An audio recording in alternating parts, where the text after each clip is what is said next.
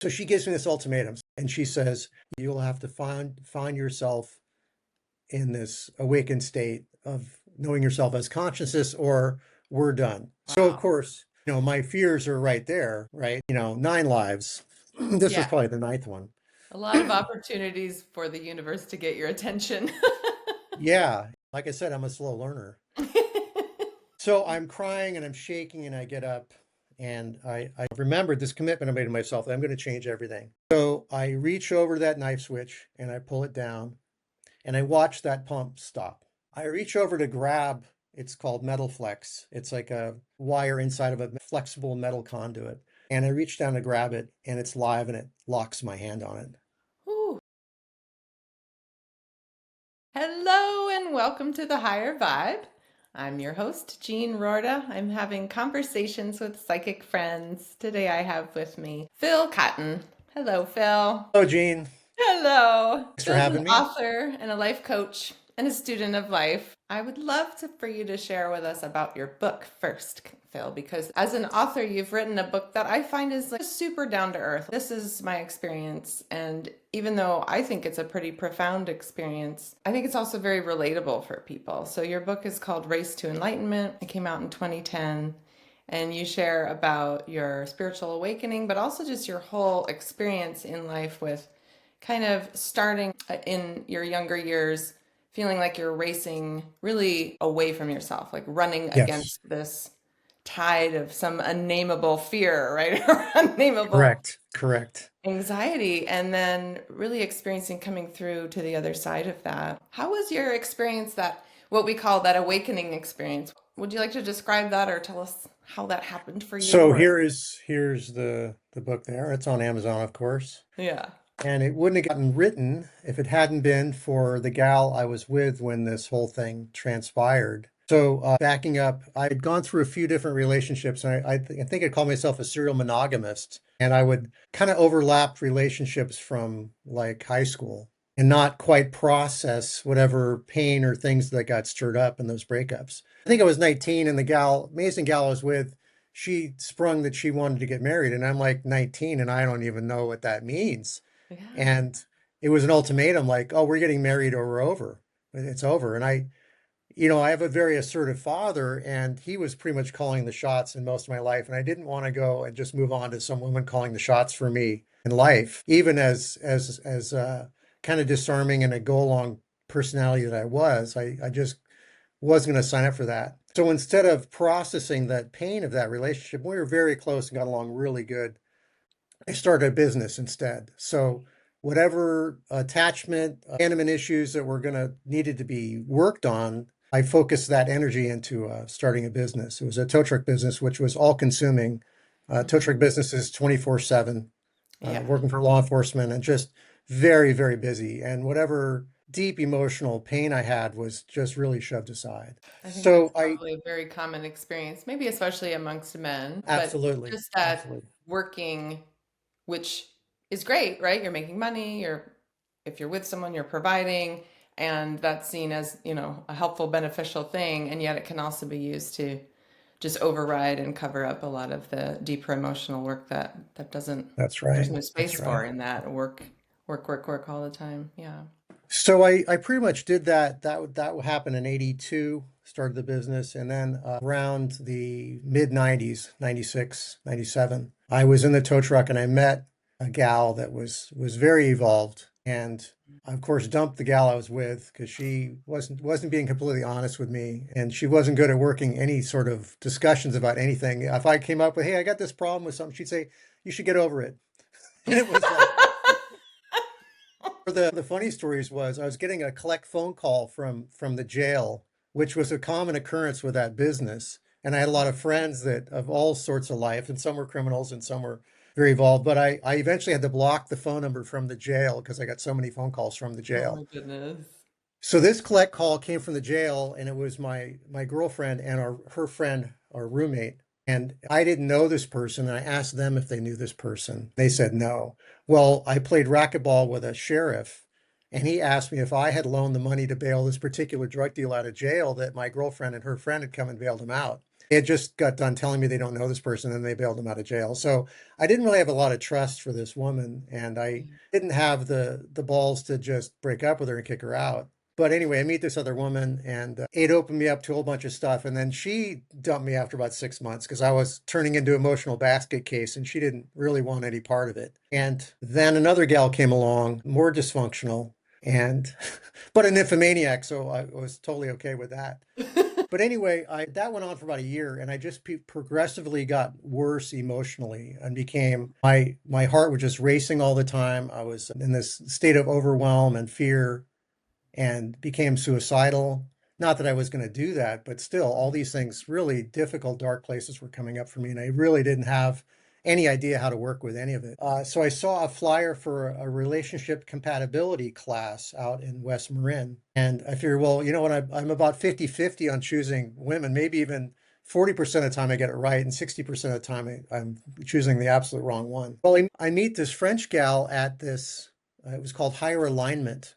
It was a engineer from Colorado that reverse engineered a bunch of relationships and found these like 14 different compatibility factors, and that if one of the partners had a near death experience or had someone close to him die, that they were better partners. And just a very interesting. And I, being that I was very intellectual at the time and not emotional, it was a very good way of me going, oh, well, this is some good ideas. Right. Well, the French gal is a spiritual teacher. Her name is Pascal. So Pascal said, there's no way we can go out because, she's, here and I'm here. You're And not good enough. definitely not. Definitely not. But she was in a relationship with a guy that was not giving her much attention at all. So she felt like this was a better move for her, not the perfect move, but still, she reluctantly goes out with me. And then she says, well, I only can go out with you if you're interested in this particular spiritual work called Waking Down. And there's a book by that name, Waking Down. And the teacher is Samuel, with an N, Samuel Bonder. And he was a student of Adi Da, the Free John. And he was like his right hand man editor for like 20 years. So I start going to these sittings with Samuel. And Samuel at the time had two girlfriends, a disarming woman on one side and kind of a dynamic woman on the other. So I thought, well, that was kind of interesting. Yeah. And he'd talk in kind of a Harvard English, thrown in some Sanskrit. Neither of these things I could understand. Wow. And I would raise my hand, hey, what is this word auspicious? What does that mean? Or namaste? I knew some yoga terms, but I mean, it ended there. So I was playing this part of the interested boyfriend at these sittings, but I was not into it at all. Yeah. And and I would fall asleep sometimes, and other times I would just be in awe at the extremes of these people. There'd be somebody either screaming, crying about some childhood experience, or if we didn't leave on time, Samuel would get up and start yelling at everybody to leave the room so that the venue could go on to their next thing. It was a yoga center, and we Wow. needed to be out of there for him not, to not be charged. So it was just interesting to me because I used to be around people that were kind of in a more of a narrower expression of their Right. humanity, and this was off the map on both ends with and one of the things that happened, we're sitting there and we're with Pascal and one of the other guys in their community, it was a community, he was very upset that this strange guy showed up with her and he had the hots for her and he was very upset and he's pointing the finger at me like, and he's here. And I'm like, I don't know this guy. Who are what is wrong with these people? These people are a trip. But Y'all don't again, think you're good enough. yeah, very strange set of experiences. Yeah. So somewhere along the line, Pascal says, well, I only want to be with a guy that knows himself as consciousness. And I thought to myself, well, I'm pretty conscious. I'm aware of what's going on around me. I, you know, I Yeah. have to be, or I'm going to get killed by these broken cables on the tow truck. And she's like, no, no, no, it's not like that. It's consciousness. Mm, It's a different thing. You wouldn't understand. And I said, mm, well, in order for me to get myself to that place, I need some information on how to do that. And she goes, well, I'll get you some stories of people that have had this awakening, this second birth. And she's going on about how great this teacher is. And I'm thinking to myself, just another rabbi or deacon or pastor, meditation teacher.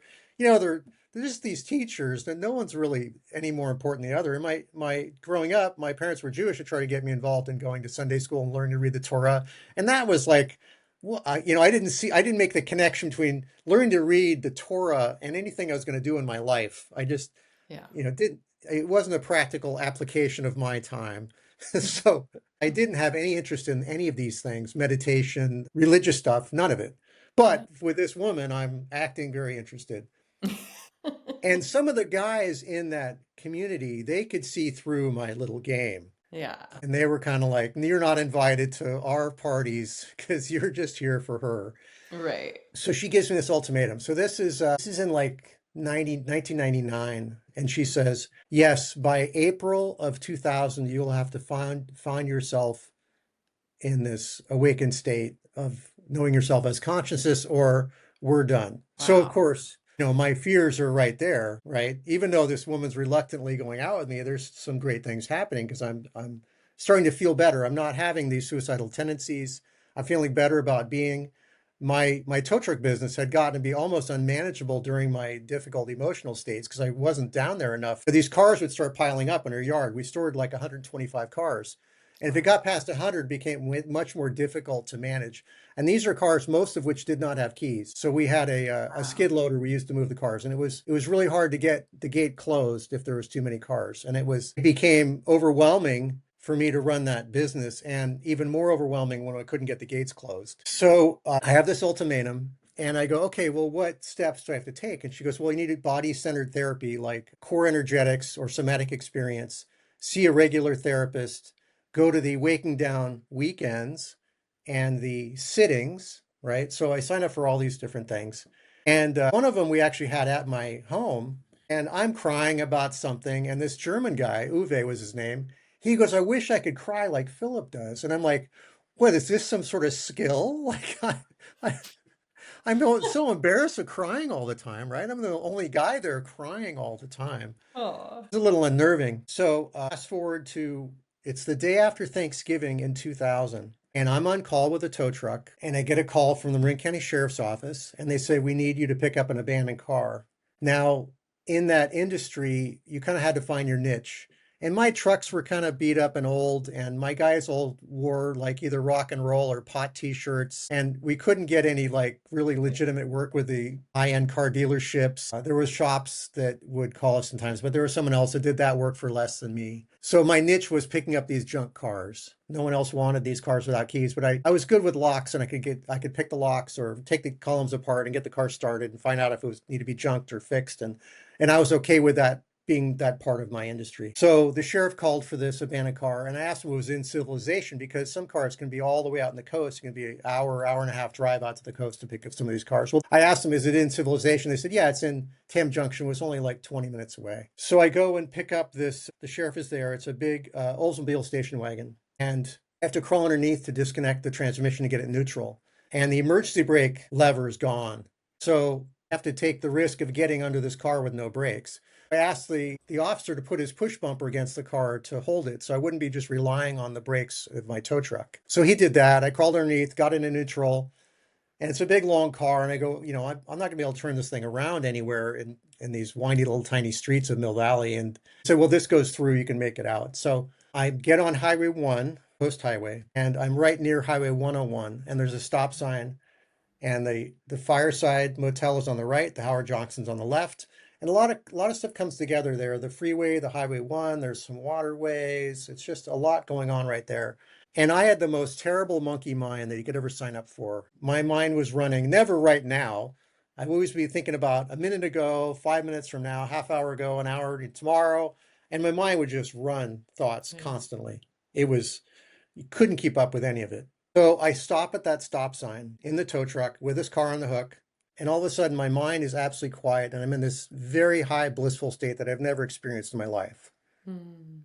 And I reach over for the radio. It was Leonard Skinner's Simple Man, which is a very deep song. And I go, this has nothing to do with the volume of that song on the radio. I'm still trying to sort this out. Then I reach down to the heater control. Remember, it's the day after Thanksgiving. It's winter time. I reach for the heater control and I go, you know what? The temperature is just about right in here. There's nothing to do with the temperature.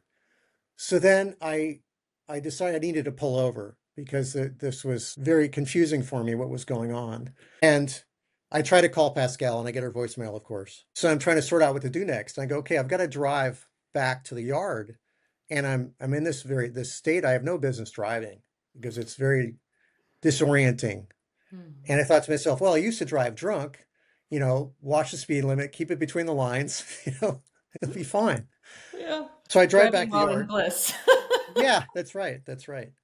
And I'm thinking to myself, are people going to think I'm on drugs or something because I'm in this weird state? But I don't know what it appears to other people. Yeah. And so I tell Pascal what's going on. She goes, "Oh, that's the witness awakening. That's where this starts." And I'm like, "Starts? Like this is where you start working from here." And I'm like, "Well, that's interesting." But again, this is all new territory for me, right? I know about Yeah. cars, I know about trucks, right? Racing motorcycles. These things I'm very comfortable with. But this, emotional, spiritual stuff. I mean, up until meeting her, I pretty much painted myself into a corner with my emotions. So it was like only feel things. I remember I told Pascal, I only feel things that feel good, and I don't want to feel things that feel bad. Well, that was a great strategy until I was in my mid 30s, and then it didn't work anymore. And all that stuff that was piled, shoved into the closets and the corners, I had painted myself into corners, I said. So It's she tells amazing me, though that you had that awareness because I think that's true for so many people that they just want to feel the good and not the bad, but they're not necessarily aware that that's the case.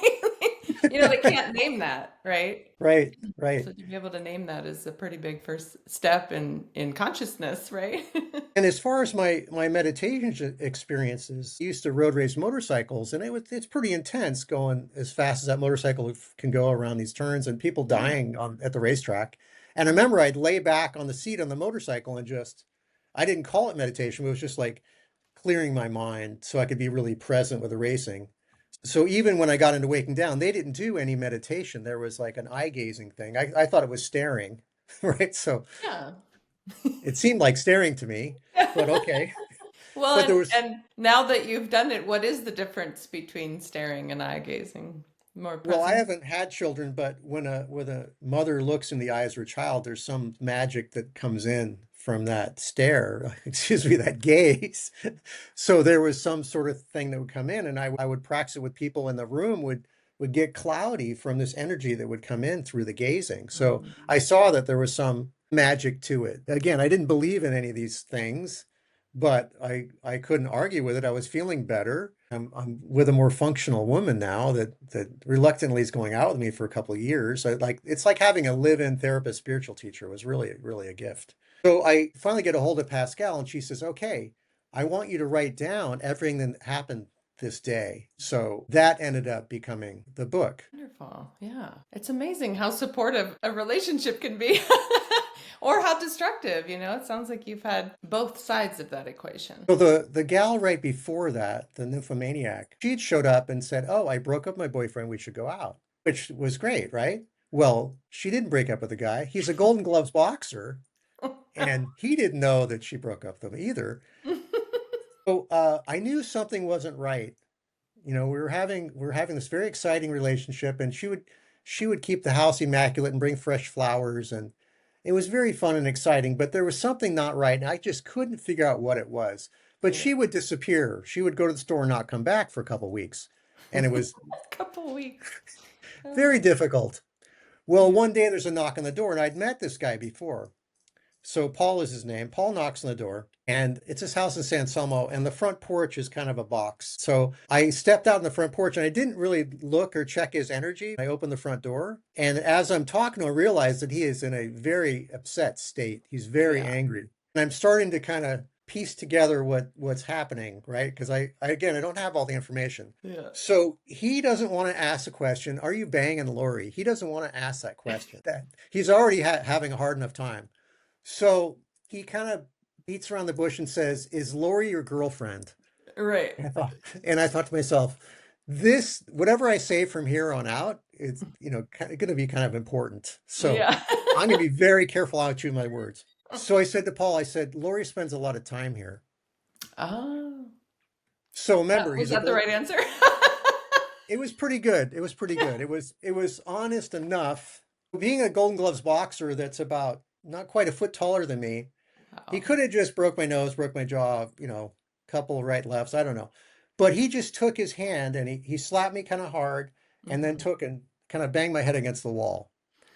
So, and then he kind of says, "You can have her," and he goes on his way. So I Wow. decide, since I have such a close relationship with law enforcement, because I'm towing for all the time, I said, I need to call law enforcement just to tell them what happened in case something else happens. At least this will be noted that Paul came over here. So they show up. He's doing laps, Paul is, and he notices the cop car there. He stops.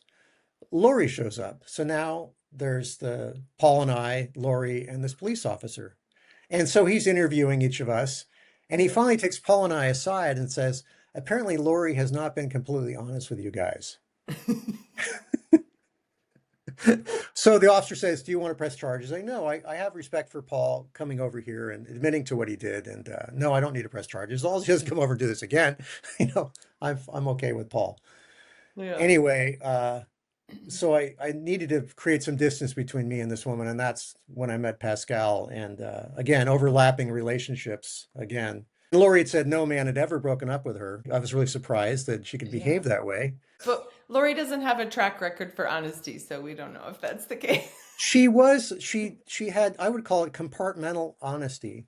When Mm. it came to money exchange, absolutely honest. Relationship, no. Her parents had some sort of pattern like that, Hmm. and it was like 2 weeks with each parent, and I think that she was just recreating that pattern. And I at the time I did not realize how important this was in my development to be with the exact person to put Miracle Grow on all my issues so that I could meet a spiritual teacher and then work them out. Now, I don't think I would have signed up for it if I'd known what I was going to go through, but Right. it was all perfect. It was all perfect. And Yeah. I don't have any animosities towards anybody in my story in my past. When I see Paul at the Harbor Freight, I thank him. I tell how much I respect him. And I That's used to beautiful. call Lori on her birthday, and he said, "If you're ever single again, give me a call." I her back and said, "What did you mean by that?" She goes, "Well, you're good at making money, so if you ever want to go out again." Couldn't have you said something like my what's Very left of my transactional. hairline or my brown eyes? I don't know, anything Right, right, right. personal. That's funny. Something about your personality, but no. Nothing, nothing, nothing. So, how did life become different after that spiritual awakening experience or that witness awakening experience? Well, I want to admit I'm really a slow learner. Okay. So usually I have to have things go really far, like in the Back to the Future movie where it says, "Hello, McFly," you know, Biff talking to the Michael J. Fox character. So Yeah. I'm a little slow. So I had this awakening and I didn't really make any changes at all. I had this tow truck business, which I would go to my tow truck business and just start bawling because here I'm basically legalized car theft. Someone does something stupid, either they're driving without a license or registration, or they're drinking, or they park in the wrong spot. Boom, I got their car. They got to give me, $100, $200 to get their car back. And seeing this single mom roll in from the rough neighborhood to get her car back and know that they're not going to eat that well that week because they had to bail their car out. And I just didn't feel good about it anymore. It was a great business. It was very abundant. There's plenty to do. It was a lot of fun for a young guy to take parts off one thing and put them on another and flip cars out, and cut their engines out of them. I mean, it was a blast. It was an absolute blast. Yeah. And cars down embankments, and you putting out 100 feet of cable or chain, or I had to swim in a reservoir to get a stolen rental car out of the reservoir. It was 10 or 12 feet underwater, Yeah. 7 feet Lots of underwater, whatever. adventures. But it So sounds like anyway, the healer in you was having a hard time with continuing. that's right. That's Yeah. right. But I didn't have a replacement for that income, and I had to have a pretty good quality of life. And the business was kind of almost unsellable. I couldn't very well replace the income very easily. So I needed to find a replacement business before I could walk away from it and feel right about it. But anyway, as far as your question about how it changed, so I didn't change much of anything, except that I just cried more at work. Yeah. Well, it sounds like maybe the physical, the way life proceeded on that physical level didn't change, but did anything change with how you oriented towards your awareness or like on that conscious Absolutely. level? Yeah. Absolutely. I wouldn't, because I would get called names a lot at work, and then I learned to be more accepting of that. Like a Mm. woman would say, "Well, you're a thief," and I'd say back to her, if that's the way you want to see it.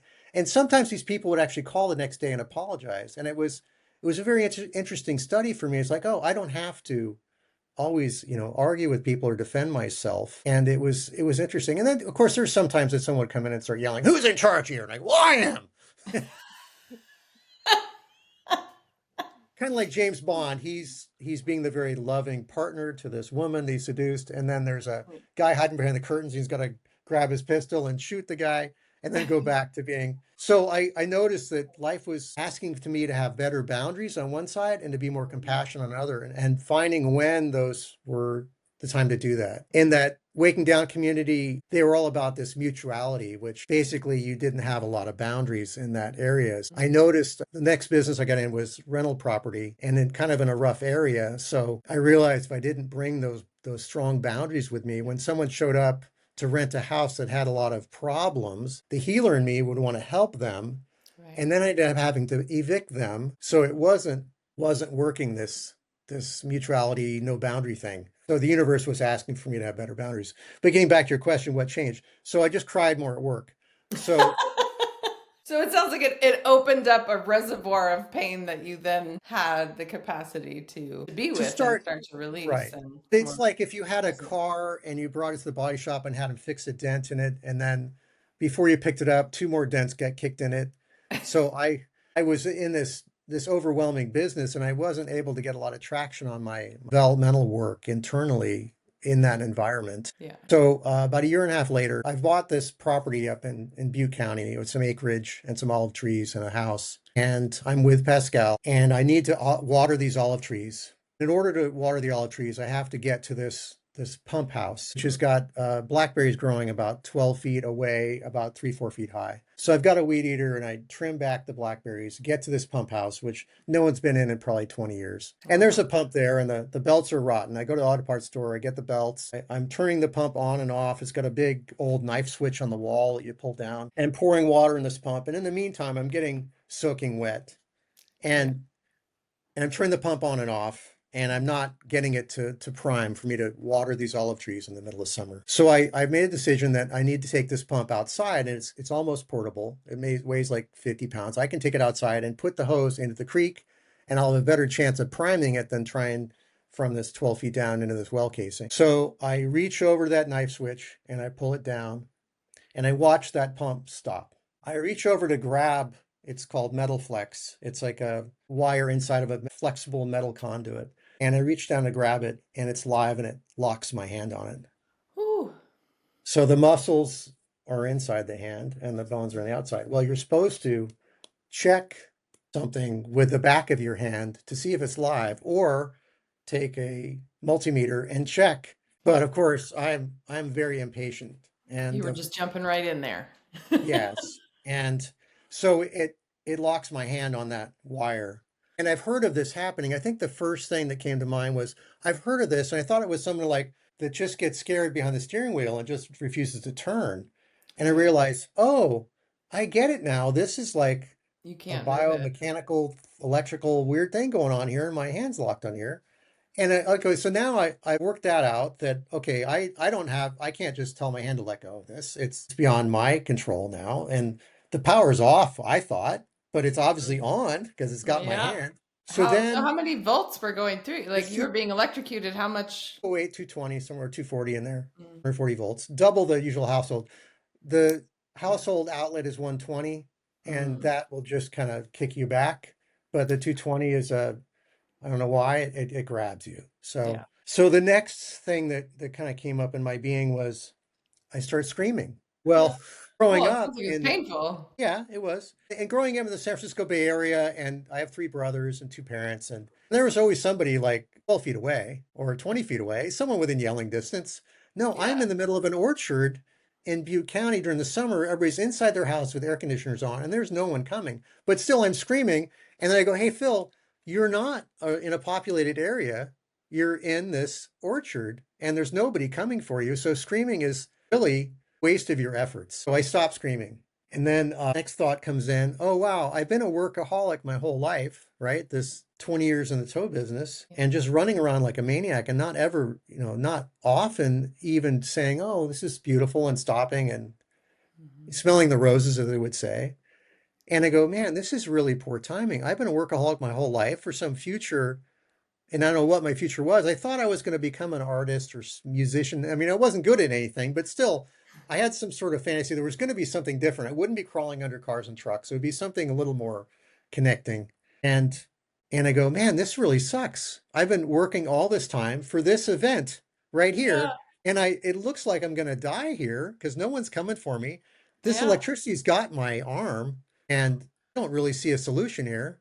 And I go, this just really sucks. Yeah. So you This thought you were gonna really, die, and that was it, yeah, and you felt like you're not and ready. that's right. And I said to myself, I don't know if I'm going to get out of this mess, but if I do, I'm going to change everything. I look at my left hand and look at the building and it's metal sided. And I Mm. go, I know that if you do grab onto something, it goes through your heart and then you're done. So I Yeah. go, that's an option, but that's not what I'm doing right now. Yeah. So I'm an avid cyclist and I'd ride up like 1,000-foot mountain every other day. So I could probably leg press 400 or 500 pounds or something. So even though my legs were locked and I didn't have a lot of muscle control over my body because the electricity was running through it, I got on the floor and I put my feet up against that well tank and I pushed because I knew my legs were stronger than this hand. Yeah. And luckily, whoever had wired this had wired it to a plain old household 110-volt outlet that just came right out. And I Yeah. heard that conduit hit the floor and I just started bawling because I realized through my life I've had the acetylene oxygen hoses on welding tanks explode. I've had a gas tank explode. I've had 3 different cars fall. And miraculously, either it caught on something or I got out from under it before it fell. Yeah. And then motorcycle, 80-mile-an-hour tank slappers without a helmet, 9 lives. This was Yeah. probably the ninth one. A lot of opportunities for the universe to get your attention. Yeah, and I was not. Like I said, I'm a slow learner. So I'm crying and I'm shaking and I get up and I go back to the truck and I've remembered this commitment I made to myself that I'm going to change everything. So an hour and a half into our drive back to the Bay Area, I look over at Pascal and I said, I don't think we're supposed to be together. Something to the effect of, I'm only with you because I'm too scared to be alone. And the relationship's not that loving anymore. And, she's just calling the shots and I'm just going along for the ride. And I'm not being into my integrity by being with her.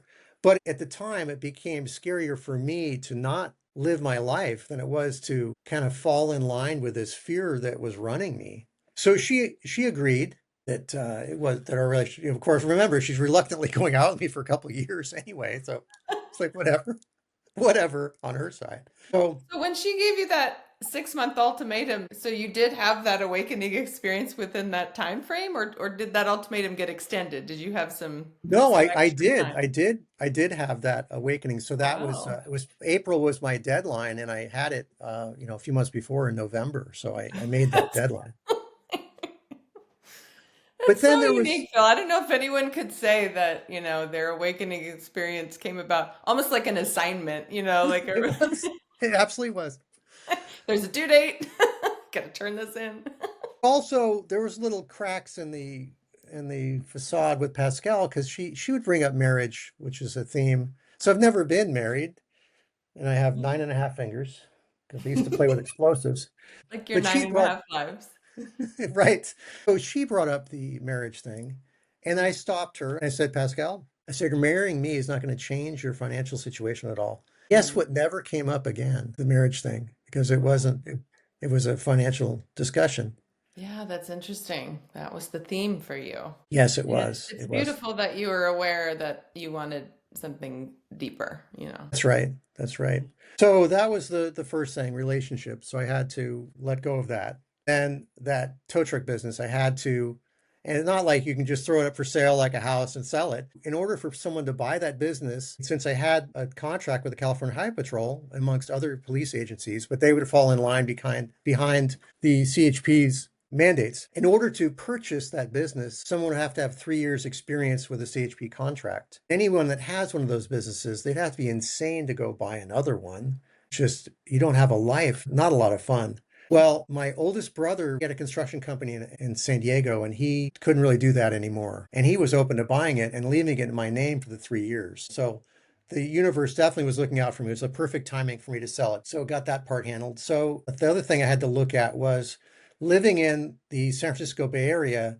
I felt like my natural pacing was incongruent with the Bay Area. I was like on this hamster wheel to keep up with the pace of this area. Yeah. And I had a pastor, a police pastor, tell me, hey, if you are going to move away, don't sell your house. You may want to come back to it. So rented out the house, moved to Orville. Mm. And so now we've got the relationship, the business, the place I live. And I realized after I had mentioned earlier about overlapping relationships, I go, well, there was something that I've been running from. since I was very young about being alone. And I need to sit with that Let and yourself.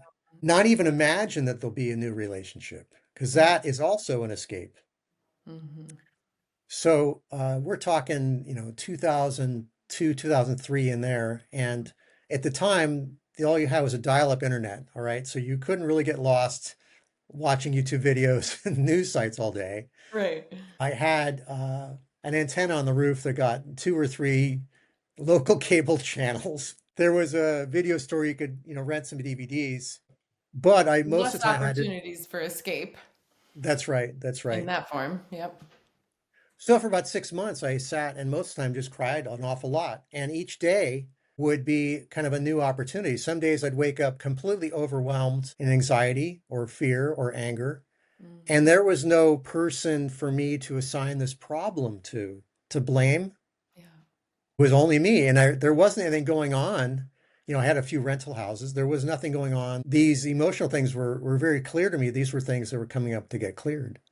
Yeah. So that went on for about 6 months. So that community, they had a retreat in Estes Park, Colorado. And Pascal's already found her new guy, and she's Yeah. bringing him to this event.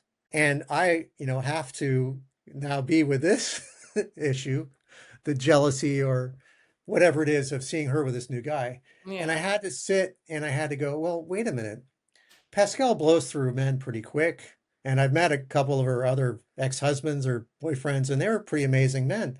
And I go, this guy's going to be crying like I am pretty soon. I'm going to have compassion for him. I figured I was going to meet my next gal at this event. Well, she wasn't there, but one of the guys I was sharing a cabin with, he said, I'm going to go to this dance in Boulder. And I went along, and it was a dance of universal peace. And I meet Marie. So the guy I was carpooling with, he was talking to Marie, who's a psychic, during the breaks or afterwards. And I walk up and start talking, and Marie turned away from my friend and turned to me and was kind of paying more attention to me. And so we start talking, and then it's getting to be like 10 o'clock at night. And Ananda is his name. He says, "Hey, we have to get back. It's a long drive back to Estes Park from Boulder." Mhm. And Marie says, "Hey, do you want to go hang out?" I'm like, "It's 10 o'clock, and I'm not driving. This guy is. Give me your number." Yeah. So she gives me her number, and I call her a few days later. Said, "Hey, I'm taking a shuttle to the airport. I'm going to be waiting about a couple hours for my flight at the Denver airport. If you want to come and hang out." And she says, "No, that's a long drive. Not interested."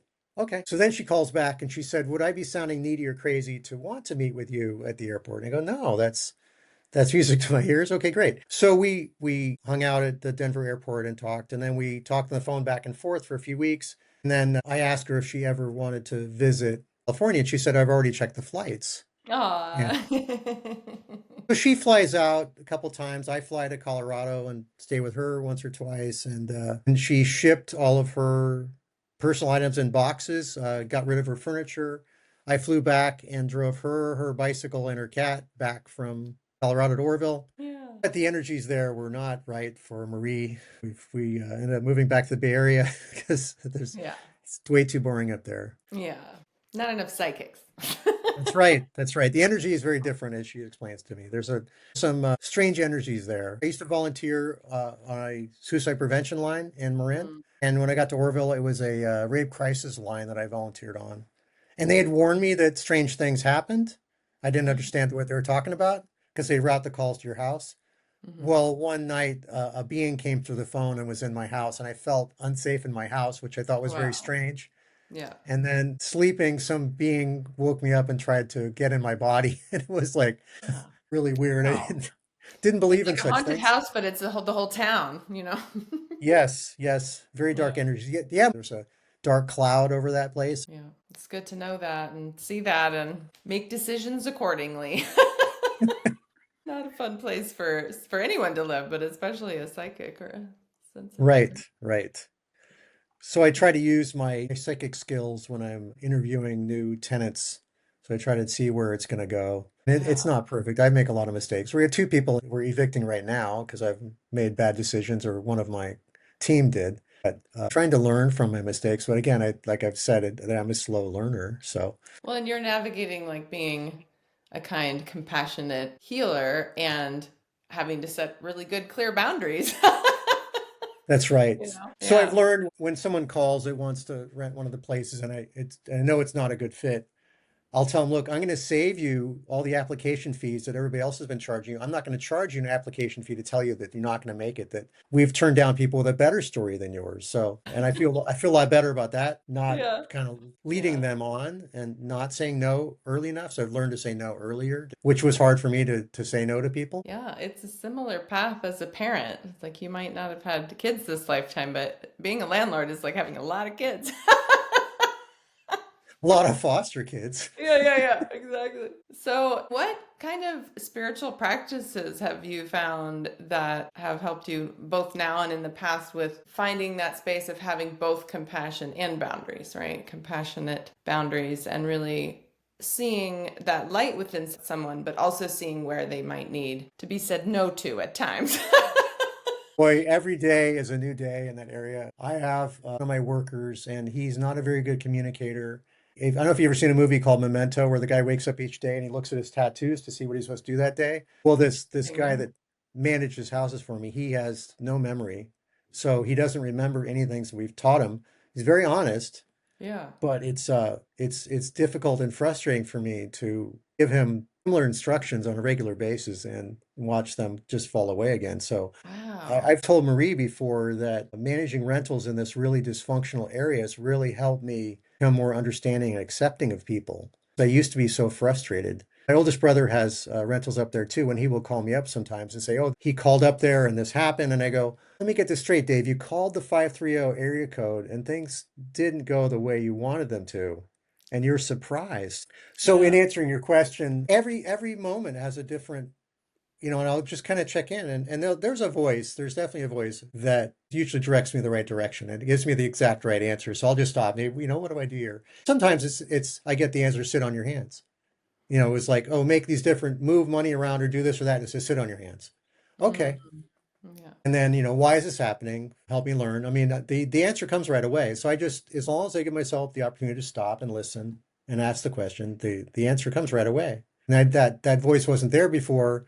The old voice was not so supportive. It was like, oh, Mm. you're an idiot. In high school, they had us read a book called The Peter Principle, where you'll rise to your level of incompetence, which I don't Oh, know why they would have us read a book like that. yeah, that sounds horrible. Yes, yes. So encouraging of the young teen. I realized that I had pretty good mechanical skills, but once cars became more electronic, I really didn't have much interest in it. I can get a lot of things done with kind of a half-ass quality, so I've just had to find where I'm not swimming upstream in certain areas. Well, every situation has something to say. The biggest thing for me is just being present and aware. And because these days they just keep going by, and I get up each morning and do 20 minutes of meditation and like 10 minutes of yoga and I try to do, 30, 40 minutes exercise. And I just try to have some presence as much as I can, Yeah. wherever I am, and appreciate each moment because it's a real gift to be here. Yeah, I love that. Having faced death as you did, it really brings a poignancy to each new day, a really deep space of gratitude for each new day that you have. Facing death so many times and not even realizing it, that was really a problem. That not going, hey, wait a minute, you just almost died. Another one I didn't mention was I had a couple of motorcycles. One I was buying to sell, one I kept. And one of my friends from high school, redheaded Danny, we're Mm. riding around and come across this girl in a payphone and she jumps on the back of the motorcycle he's riding. And then she goes, oh, I have one of my friends. So now we've got these two young girls in the back of our motorcycles. And we decide we're going to go get my car. And then we end up dropping them off. I'm 17 and I have terrible boundaries. And this girl says, can I drive? And I said, yeah, sure. And then, can I run this stop sign? Oh, yeah. And I did not have the ability to say no. And I'm just terribly compliant. And I said, yeah, go ahead and run the stop sign. This is in 1977. Uh-huh. So at 2 in the morning, there's a beautiful brand new Lincoln Continental coming up the road. And we're going about 35. And it's time, you know how they say it, time stops? Mm. Well, time became frames like a film. So I'm about 2 or 3 frames away from this Lincoln. We're going 35, and I go, "There's no avoiding hitting this Lincoln. That I'm fairly certain that we're going to have a large impact with this Lincoln, and it's a bigger car. We're driving a little Toyota Corona. It was Toyota Corona. I've got this big orange drink in my lap, and we're about 2 frames away, and then we're 2 frames back. And I was not in my body during the impact. I don't remember leaving my body, but I was very surprised to find the orange drink all over me, and I did not feel the impact. Yeah. Wow. And it was just so interesting how we can leave our body and not even know it. So that Yeah. was another one of those times that hit my head on the steering wheel. I was in the passenger seat. I hit the steering wheel with my head from the passenger seat. Oh, So it was wow. the car was totaled. We all I could save is cut the engine out of it and sell the engine out of it. That's all that was really left of that car. And luckily, I had AAA to drive a different car, and the Lincoln had AAA. They had to cover it. So what are you going to do? But I've learned how the left side of my neck has never quite been right. So that Yeah, that's a huge impact, and it sounds like I've already lost count of how many times you had a yeah. near-death experience. But whenever I notice that my head's not straight and that, I feel that tension in my neck, it's to remind me to have boundaries. So Hmm. I I can't blame anyone else for that. I completely signed up for the whole thing with my permission, express permission. And I Right. think we have way more opportunity to have decisions in our life than we realize. Even if I'm just having conversation with the universe, hey, I want a better experience. I want this to work better. I want to learn from this experience. What can I do? Your experiences have all been something that you've decided you can learn from, right? You're not being the victim to them. You're like, what can I learn from this? How can I grow from this? How can I be more present through the next experience? So it's interesting saying that. So there's the physical death and there's the financial death, right? Mm. So in the late 80s, a company came to me and said, we can get you money for these abandoned cars that you're picking up. And my next question is, what about when someone sues? And they said, we have an indemnity agreement. We'll indemnify you and defend you. Okay. So I signed up with this program and I got about 10 grand in the mail. It was really cool over about a year. But then in 91, I get a letter from an attorney and he said, you towed my son's car, you put him in collection. He sold that car. And this is a violation of certain civil code statute. Now, I was putting them in collection under a vehicle code statute. He was talking about a civil code statute. So I said, hey, no problem. Tell me who you sold the car to. I'll go after them instead. Or send me 300 instead of the 440 I've been asking for. I gave him those two options. Being a very skilled lawyer on the other side, Mr. Donovan sued me for $2.2 million dollars Oh my gosh. for putting his son in collection. Yes. And I had bought a insurance policy that was a really good deal. It's hard to get tow truck insurance. Well, I got a really good deal on this tow truck insurance and it was phony. It was fake. So Oh. I have no insurance coverage and I have a $2.2 million lawsuit. So my pager went off. That's how we communicated, Tom. Before the cell phones, we had pagers. Right. So my pager went off. It was the answering service. And I was pretty jammed up over this lawsuit. And I wound up and threw that pager right through one of the sash windows in this house that I lived in. It was built in the 20s. I broke the window, single pane window. Yeah. So Nancy Rose says to me, Philip, what's the problem? I go, if this attorney has his way, because he also was talking about a class action suit, all the other 30, 40 people I put in collection, he was going to bring them together into a lawsuit. Oh And I go, wow. if this guy has his way, we'll be sleeping in the back of a Volkswagen bus. And then she said, well, then he can answer that phone that rings all night. And there was some sort of freedom in that for me to not have to be, in that business, you can't say no. The CHP calls at 2 in the morning and says, you got to bring gas Yeah. to this person on the freeway. You got to go. You can't say no very often or you won't have a business. Wow, that's so interesting that that's the mirror of how in your spiritual development you had recognized like I can't say no. The development of boundaries and here you are with this business that is thriving That's right. financially, but you can't say no. Yeah, so it was really interesting learning, even now, learning about boundaries when it was kind of automatic. Oh, this is what I have to do. This is what I got called to do. And Yeah. most people don't have this problem, right? They've, had kind of give and take with their boundaries, where this was like, throw away your boundaries for 20 years in this business and then try to get them back, try to find them again, Right. which Very was already free. a problem for me saying no before that. So now I've got to really learn how to say no and practice saying no. So the good that came out of that, if you think there could be, it ends up settling for 22,500. The collection agency coughed up 15,000. I paid 7,500. Another 12,500 for attorney fees on my side, 20 something thousand, about what a new Harley would have cost at the time. Not that I like Harleys, but just to put some context on the amounts. Yeah. So About a year later, my parents end up in a very similar situation where they put someone in collection, a tenant in collection for a broken lease. And they were completely in the right in this situation. However, at the time, some crooked judges in San Diego in the court system. And it was going bad for about three-quarters of a million, which my parents didn't have laying around. They would have had to sell things, and it was a real mess. And they were really reaching out to me. Hey, what do we do? We've not been able to fix this. And they go, this guy, Leo Donovan, he sued me in this collection area. He's Yeah. really, really good. And as much as I'm unhappy about what happened to me, Yeah. there's no better skilled, qualified person to do this than this guy.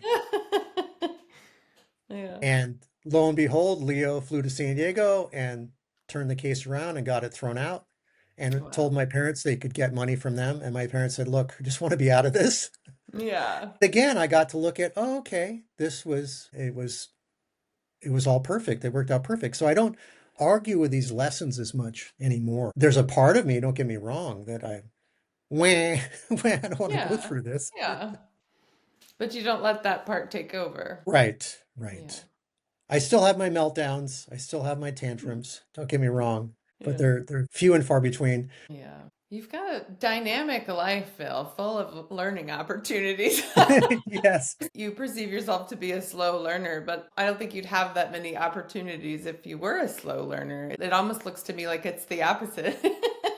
Like you're on a Well, fast track. That whole so race for to instance, enlightenment, there's this quickening of the pace of learning. So here's another one. Here's another one. well, it's funny, the kind of life skills like spelling, like I can't spell to save my life. If you said spell neighbor for me or signed, any of these kind of difficult words, I don't do. This Yeah. book, this was dictated to a guy to Yeah. write Yeah. before they had the voice to text thing on the computers Right. worked out. But So, there are these areas that I try really hard and I can't get any traction. I just really focus on things that I can do well. yeah. Lots of dumb things very fast. Quantity over quality. Well, you have a niche in terms of your physical abilities because there's not many people that have the mechanical skills that you have or the ability to just see how to fix something or make something work. And it's fun. It's a lot of fun. It's I a really dying enjoy skill, really. Ability to it's fix anything. it's becoming less common in our society. Yeah, it's a huge difference in the world today. Less people just being with each other or having, like, I would imagine there was a lot of your mechanical learning that just came around through your board. So there's these things you can tinker with and you're just playing, you're just tinkering. But then in the process, you're also learning how things work, how Yes. things are built, how to take them apart and put them back together again. And in our world now, there's no space for people to have that, even a window of opportunity to be bored and to start to tinker and play and learn that way. So, It's interesting. When I was in grade school, we're talking fourth grade, they would pull me out of class to go pick a lock or do some electrical repair. yeah, It you was a lot of already knew fun. it at that point. That's hilarious. Well, I learned which locks I could pick. Yeah, I don't know many people that do it, but I think if you can do it, you'd be paid well. Yes, exactly. I have my practice lock. It's transparent, so I could learn how to have presence with something that is impossible for me to just push past. Right. For someone like that's practicing patience and moving past a difficult, just being present with learning a skill like that. That's right. And if you ask any locksmith, it's like a doctor saying it's a practice that they're constantly learning and Yeah. they're constantly changing. There's different technologies, just like a programmer. You got to learn new stuff constantly, right? Yep. Programmers have to keep learning. We all have to keep learning and just We practicing do. We presence. do. Yeah. And I love appreciating that. our time here. Yeah, I love that your response to, what practices that you've developed over the years. It's just the simple practice of presence, being present in the moment. And Yeah, it's interesting. I there's have this ways to incredible practice skill of presence, but it's also just a reminder, a moment to moment reminder. Am I present? And bringing yourself back to that. an incredible skill of interrupting. But yes, it's interesting that people talk about these different practices that they do. My goal is life is a practice Mm. and looking and appreciating every situation. And I took a year of improv, and if I get a spam call and there's an actual human on the other end, I try to make fun with it. Try to have fun with everything I do. If someone calls about a rental, and being it's a rough area, I'll ask them if they have amusement. I'll say, "Do you have more teeth than tattoos?" Ooh.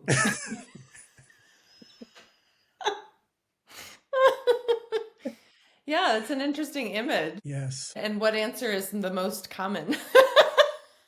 Well, In they your start population. counting. They start counting each. You hear them Yeah, counting. yeah, you're like, let me think about that. But the other one is with animals. I'll say, how many animals do you have? And if it takes them a while to answer, like Yeah, it's not a good sign. you have too many animals.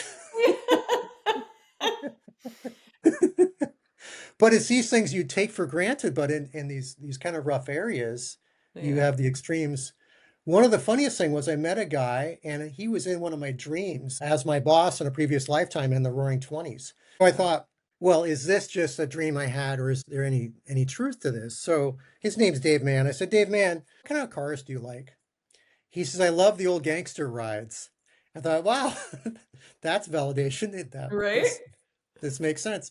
And he doesn't understand why this businessman is willing to be friends with this kind of tweaker criminal guy. But, we have this past life connection and I'm okay with whatever it is. Yeah. And he's very interesting, way more interesting than someone that has a job that doesn't have a criminal history. I appreciate your compassion and just down to earth and connecting with humans as they are, not through any judgment pictures or societal perceptions. I think Yeah, and that's I think just the right area for it's you. really important because our society seems to try to put Miracle Grow on the judgments, and there's just no need for it. Yeah, there's I plenty of remember it. Remember Marshall Rosenberg, who wrote Nonviolent Communication. I went to one of his workshops with Pascal, and Amazing. he was talking about having giraffe ears or jackal ears. The Mm, the giraffe is hearing it as compassionate with humor, and the yeah, jackal is translating it and said, "Oh, you're being mean to me, or you were judgmental." And right. it was really good. Pascal would drag me to all these different kind of workshops, and it was really good. Heart math or nonviolent communication and all these things. Great skills, great skills. Yeah. It's so amusing, Phil. I love it that through relationships you were learning both about yourself in that process of relating, but also because they were dragging you to to all these spiritual growth events and seminars That's and right. workshops and And then Marie drags me to see Michael Tamura, and we yeah. were in different levels. And in order for me to be in the SHAPE community, I had to go through a year-long psychic training, Yeah. and it was perfect timing. I had some financial problems at the time, and I wasn't going to go on any travel, so I had to sit home for a year and do that training. It was Nice. good. I love it. Well, it might look on the surface like you're just doing it you know, for the relationship, but I think as a soul you set it up that way. Absolutely, absolutely, absolutely. There's a little bit of reluctance, but you're like, okay, you did that extra motivation and support. That's right.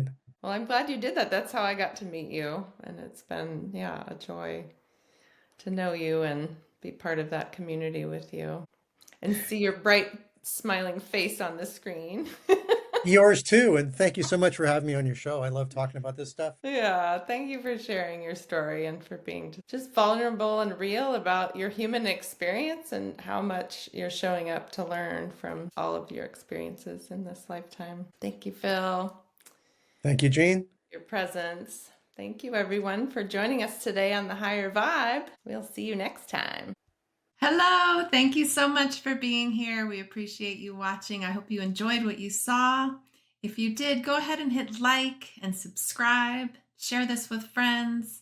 Really helps us out and we really appreciate it. And we look forward to seeing you next time.